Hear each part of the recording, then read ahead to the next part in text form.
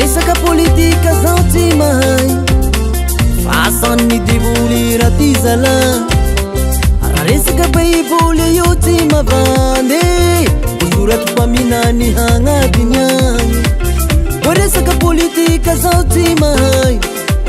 fasan'ny devoly raha ty zala ira resaka baiboly io tsy mavandy vosoratra mpaminany hagnadiny agny isukafiny bukino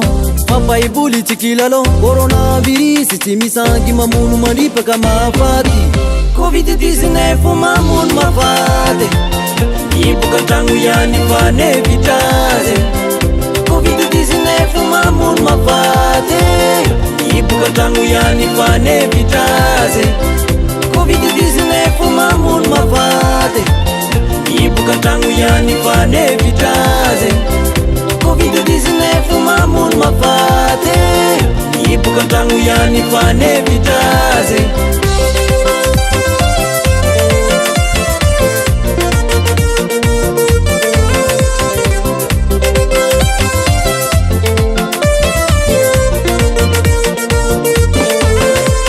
misorantsika présidency refanjaka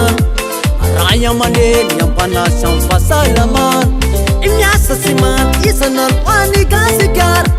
itanjona andresy corona ambantsiko salama tsikera janono fandao isika manono tagny ny aripita miarayady mifahavalo manipaka tsy tamaso covid-19 mamono mafaty iboka tragno ihany fanevitazy covid-19 mamono mafaty iboka tragno ihany fanevitazy covid-19 mamono mafaty iboka tragno ihany fanevitazy covid-19 mamono mafaty iboka tragno ihany fanevitazy